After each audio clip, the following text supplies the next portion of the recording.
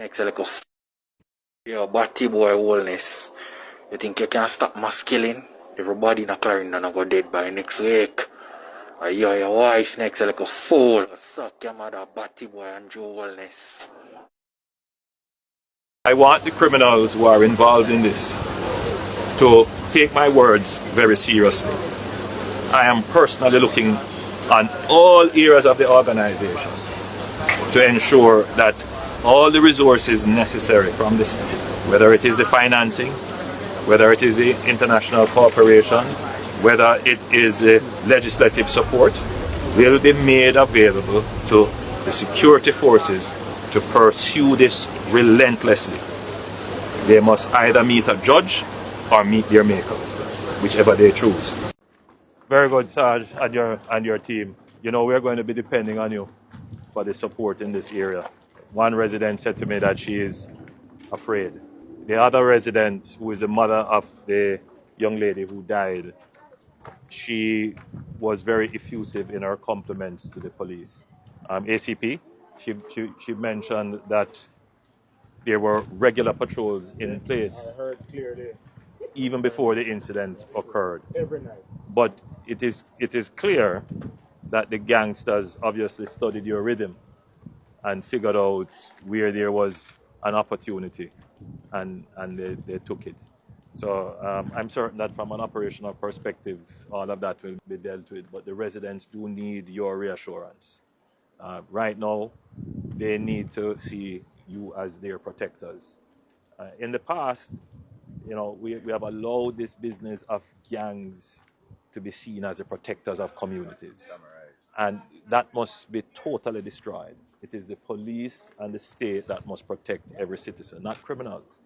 And I think this is a perfect opportunity for citizens to feel that the state can protect them.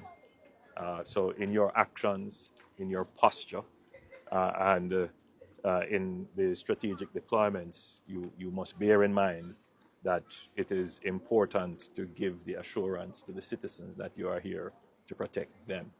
And it is the building of that bond between security forces and the citizens that any space that existed that separated or differentiated the state and its citizens, which left that gap for criminals to exploit.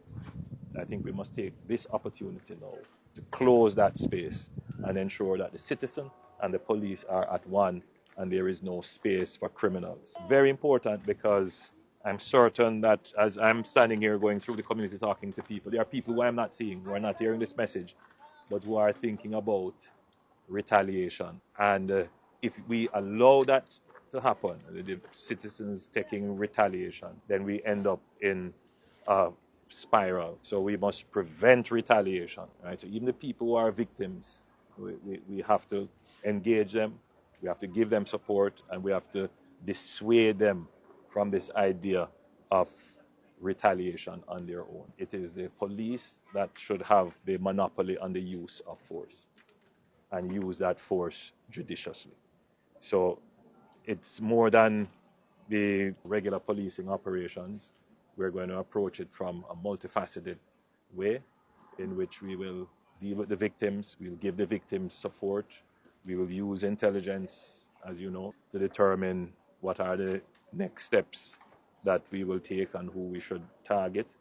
But we will also be dealing with the community policing and community relations. So you are an important part of all elements of the strategy, particularly in the reassurance.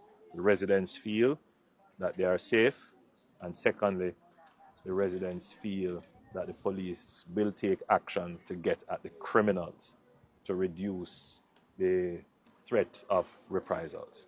So we are depending on you.